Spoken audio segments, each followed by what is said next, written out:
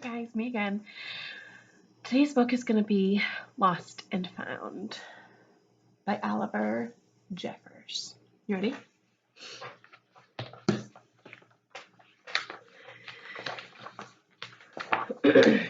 Once there was a boy who found a penguin at his door.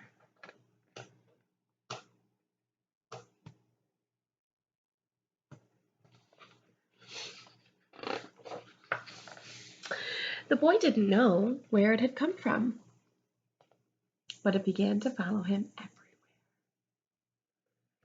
The penguin looked sad, and the boy thought it must be lost.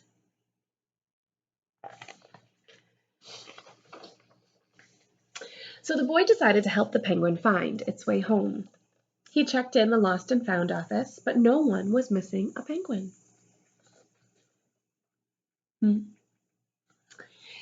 He asked some birds if they knew where the penguin came from, but they ignored him. Some birds are like that.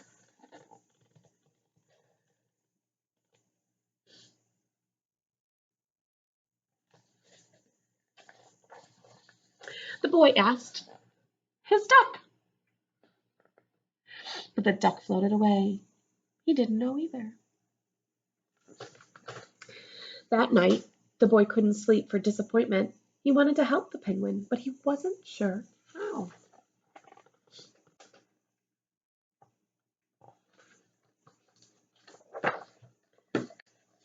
The next morning, he discovered that penguins come from the South Pole. But how could he get there? And here he is reading the book, Where Penguins Come From.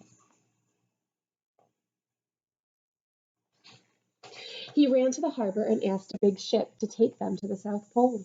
But his voice was much too small to be overheard. To be heard over the ship's horn. See, there he is right down on the deck. And there's that big ship.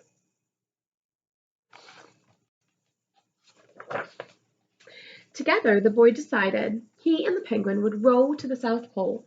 So the boy took his rowboat out and tested it for size and strength. He told stories to the penguin to help pass the time. Then they packed everything they would need.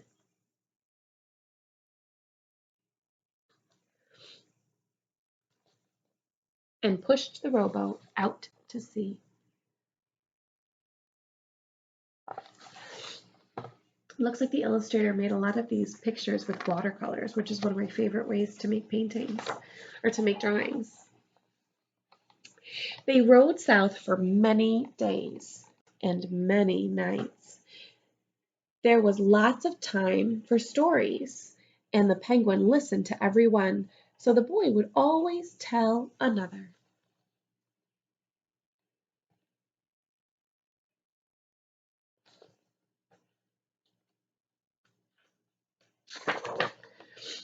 They floated through good weather and bad, when the waves were as big as mountains.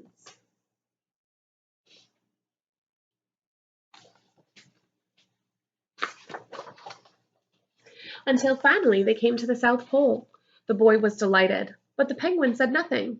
Suddenly it looked sad again, as the boy helped it out of the boat. I wonder why that penguin's feeling sad again. Are you wondering the same thing? Then the boy said goodbye.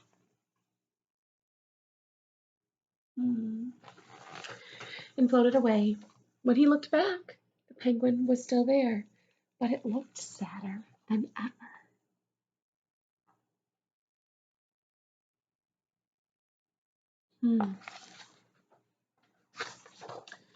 It felt strange for the boy to be on his own. There was no point telling stories now, because there was no one to listen, except the wind and the waves. Instead, he just thought.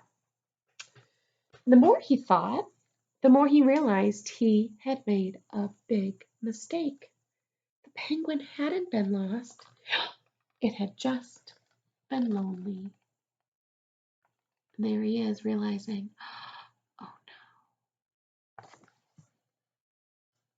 I wonder how he's going to solve this problem. Quickly, he turned the boat around and rowed back to the South Pole as fast as he could. What's happening? What I like about this picture book is a lot of the story takes place in the pictures. So he's rowing back, but who's over here? At last he reached the pole again. But where was Penguin? The boy searched and searched, but he was nowhere to be found. Oh no.